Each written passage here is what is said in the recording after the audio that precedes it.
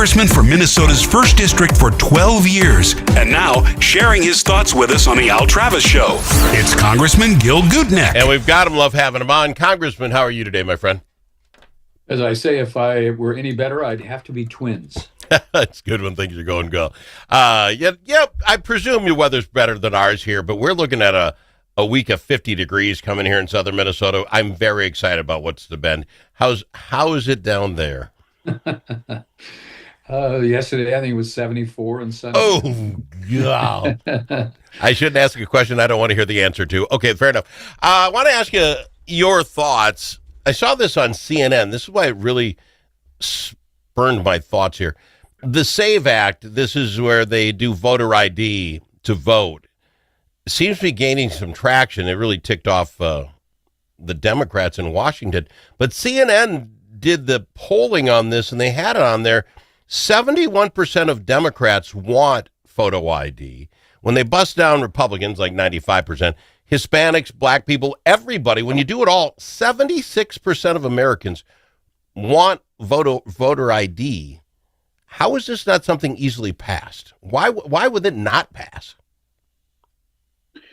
Because there are certain groups who want to steal elections. They want people to vote who are not legitimate voters. And they understand that if they don't have those votes, they could lose those elections. I mean, I'm going to lay it right out. There is no good reason not to have voter ID. From when this whole issue started to become an issue, I was invited to participate in a discussion. I thought it was a discussion of voter ID at the Rochester Public Library. Okay. I thought, well, this is, I think it's a great idea. I think it will have universal support. And so I said, oh, I'd be delighted. I was amazed at the venom that the little auditorium where they had this discussion was full. And oh my gosh, they came up with every sorry excuse that we can't have voter ID. It's racist.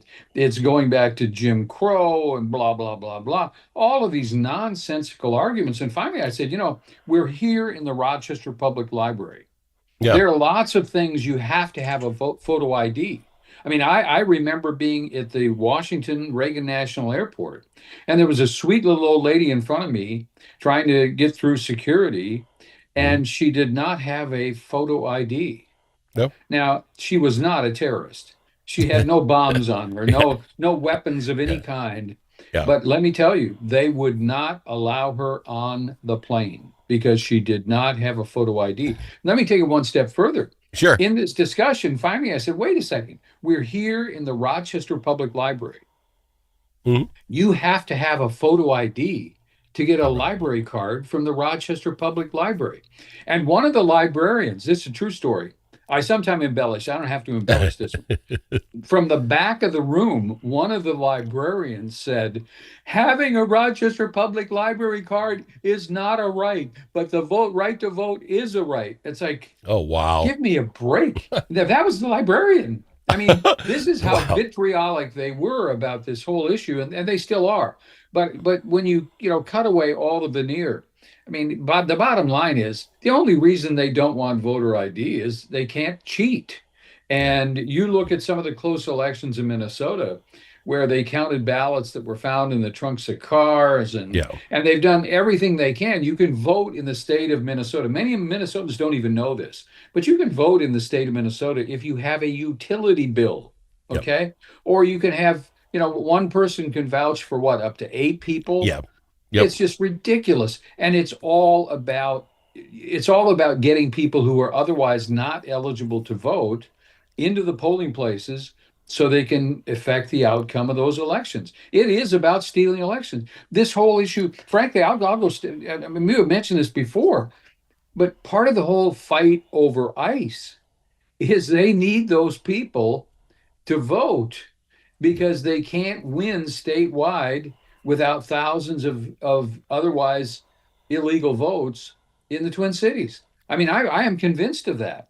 And so I think the Republicans missed a golden opportunity. If you remember a few years ago, The federal government said if you're going to fly on a plane, you have to have, what is it, the Real Gold ID. Star, The real real ID. ID. Yep. That was it. And at the time, I remember I talked to some of the legislators, said, "Man, I would not pass that unless it's attached to voter ID." Yeah. I mean, if you have to have a special, if your ID has to be special and it has to have a photo to get on a plane and do lots of other Mhm. things, we ought to at least require it for voting in the state of Minnesota. And oh my gosh, they gave up on that. They surrendered, and they That had the high ground. It's a 75% issue. I think sooner or later it's going to happen. And I'm sorry I'm going on long here, but I no. think that this needs to be said. Down here in the heart of Dixie, they have had voter ID for a long time. I have voted here a couple of times now, and you have to show your driver's license or Mhm. some other ID. And the beauty of it is you hand them your driver's license, and they've got like a thing that's hooked up to an iPhone, Mhm. and they put it in there, and in 5 seconds it comes back and said, "Yeah, that's him. He can vote," and that's it. I mean, it doesn't slow down the line. It guarantees that only legitimate voters are voting. I But don't think don't anybody of any color, of any rash, of any nationality, of any party, I don't think anybody down here complains that this is somehow unfair, that you have to be who you say you are. but how do I put this? How do the Republicans, I agree with you. When I heard that 76% of everybody wants this should get done. But how would you do it? Okay, where you're at, everybody's got it and they do that. In Minnesota, we've been handing out driver's licenses to anybody. So the driver's license can't work here. So now they're saying, well, you need your passport, which only half Americans have, or your birth certificate. How would you get that? If the Republicans pass this tomorrow and sign it into law, is what we got November, is 10 months enough time to tell everybody, call what do you got to call the county you were born in, have them send you a copy of your birth certificate?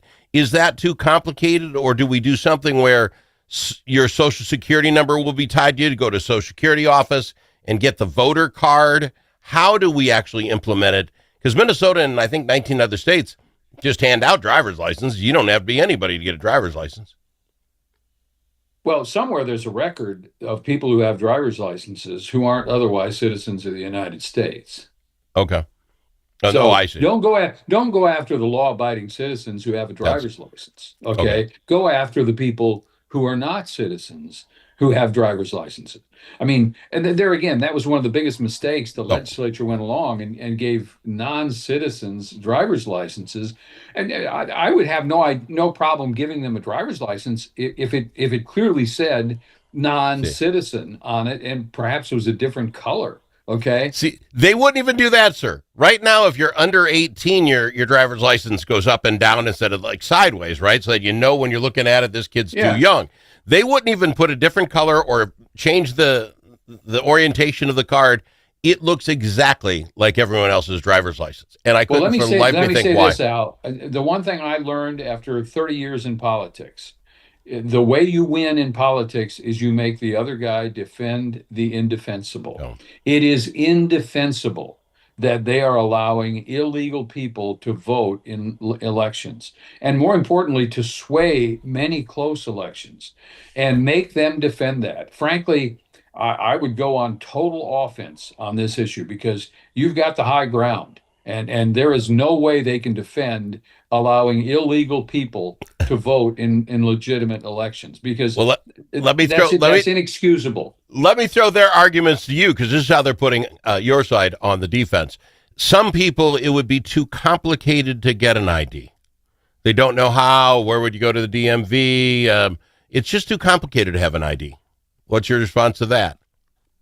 Well, in countries much less developed than the United States, like Mexico, you have to have a photo ID to vote in a Mexican election. And frankly, that's true in almost every country in the world. You have to have some kind of identification to demonstrate that you are who you say you are. I can't go to Germany and get a German driver's license and automatically then vote in a German election. I mean, it's time that we police all of this. And as I say, I think the American people are clearly on one side of this issue.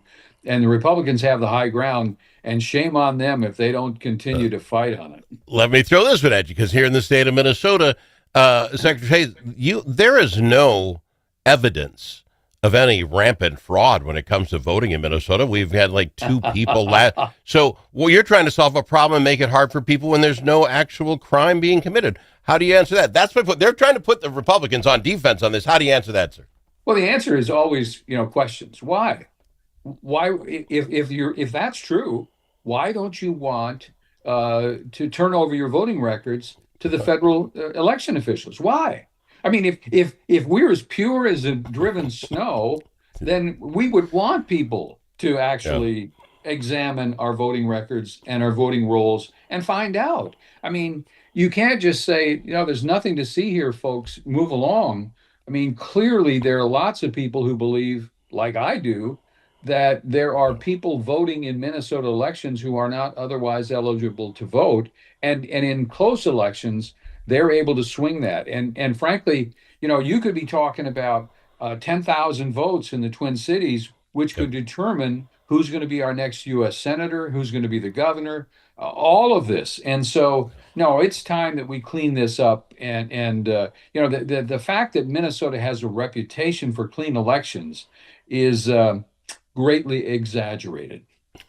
Well, if you don't look for problems, you don't find problems, then you have no problems, right? Right. And I love the honor system. Of course, it's an honor system. Who would do this? You'd have to sign your name and vote illegally, and that could be a problem.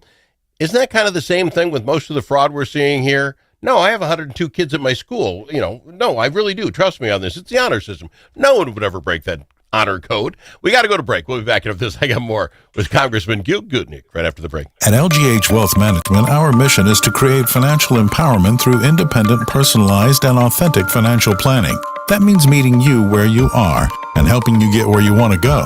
Whether you're a business owner planning for growth, succession, or a future sale, or a hardworking individual looking to get ahead, reduce stress, and tackle life's financial challenges, we're here to help. From retirement planning and investment management to tax-efficient strategies, estate planning, and risk management, LGH Wealth delivers comprehensive guidance you can trust. Call LGH Wealth Management today at 507-525-7324. That's 507-525-7324. Securities offered through J.W. Cole Financial Incorporated, JWC, member FINRA SIPC. Advisory services offered through J.W. Cole Advisors Incorporated, JWCA. Lubeck Geisler Ham Wealth Management Incorporated and JWC JWCA are unaffiliated entities.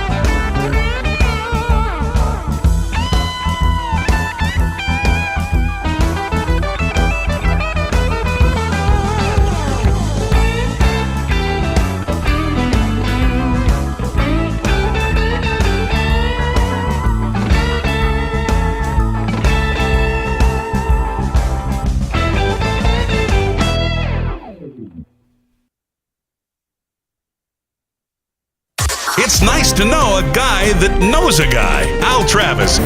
I've got him, Congressman Gil Gutknecht. Congressman, you tell me if I'm just a conspiracy theory or not, would you not?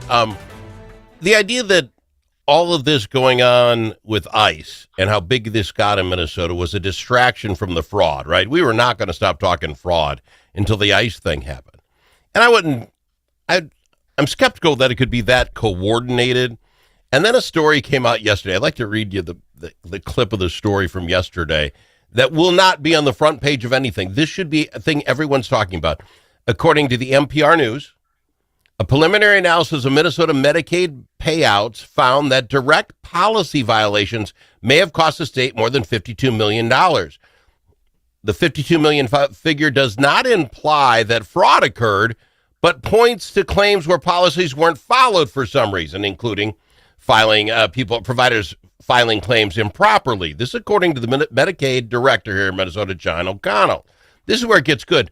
The report also said Minnesota could save upwards of $1.7 billion if it closes the gaps that it has in its policies for Medicaid.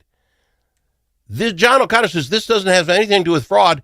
This is us just not following our own policies, and it could lead to $1.7 billion in savings. How is that not the front page of the news? How is that not leading every newscast that by not following our own policies, we're losing $1.7 billion? You know what I'm saying? Everything else is going on. This doesn't make it to the top. Well, I mean, that's the problem with virtually all government programs. I mean, the inefficiency of the government, whether it's the federal, the state, the local, county, school board. I mean, the real issue is this. People seldom wash rental cars. Okay? Yep. It's not their money.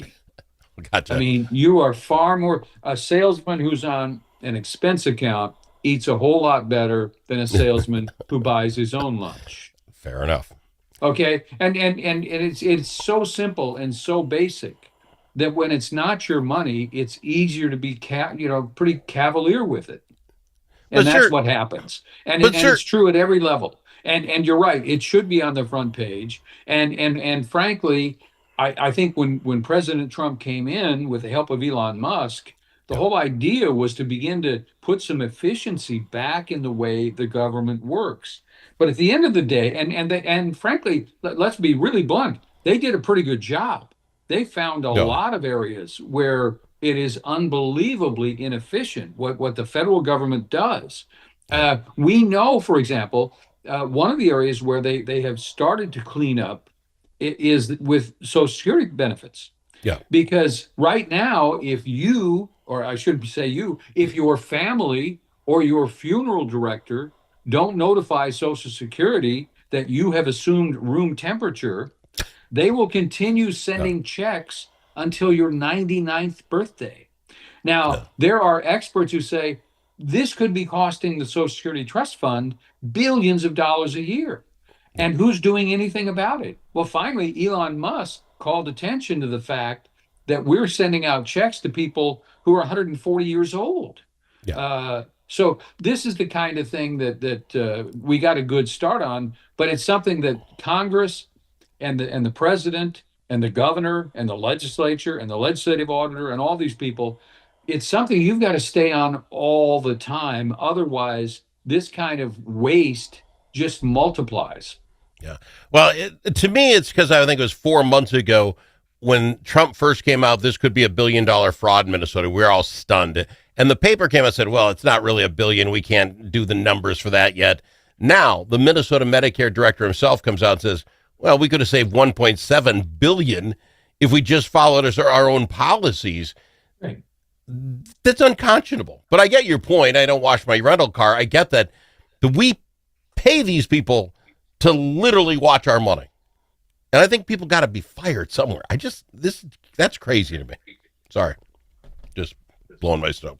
I don't have a question for you. I'm just upset that you take it. Hey, it's a good salesman. They go out to lunch when they got a expense card. I get it. But here's something though that you're really talking about the way federal government, state government, the way we budget. Okay, and right now we're seeing how inefficient the congressional budget Yeah. operation is.